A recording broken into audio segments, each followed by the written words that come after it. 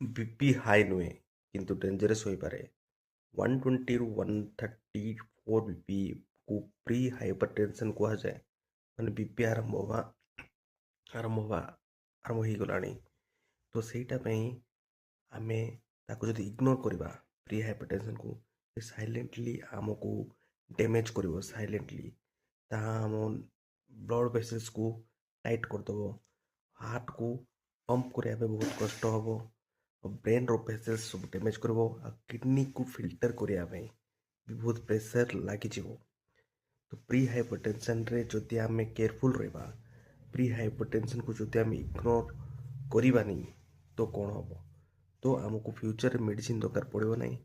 तापाई आम pre hypertension को seriously नवा पड़ो प्री हाइपरटेंशन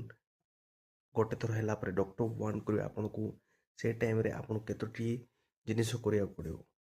फर्स्ट आपन को सॉल्ट कम करिया पड़ो वेट को कंट्रोल रखा पड़ो 30 मिनिट्स वॉक करिया पड़ो जेमती हेले आउ अल्कोहल स्मोकिंग सिगरेट ए सब कम करिया पड़ो स्ट्रेस कम करिया पड़ो स्ट्रेस में वॉकिंग कले भी स्ट्रेस कम हो मेडिटेशन कले स्ट्रेस कम हो तापर धीरे धीरे आउ रेगुलर बीपी भी चेकअप करिया पड़ो तापर भी जब बीपी कंट्रोल होनी तो डॉक्टर को कंसल्ट करंतु आउ बीपी मेडिसिन यूज करंतु यही सब कले धीरे धीरे आपन को बीपी कंट्रोल हवा स्टार्ट हो आ फ्यूचर रे आपन को मेडिसिन दरकार पड़ो नहीं तापर आपन 2-3 मास थरे भी बीपी चेक करि परिबे तो एटा साइलेंट डिजीज मुंडो बुलेबनी किछि होबनी किंतु धीरे धीरे हार्ट डैमेज हो तो जहाँ द्वारा आपन स्ट्रोक रो चांस फ्यूचर रे बढ़ी जीवो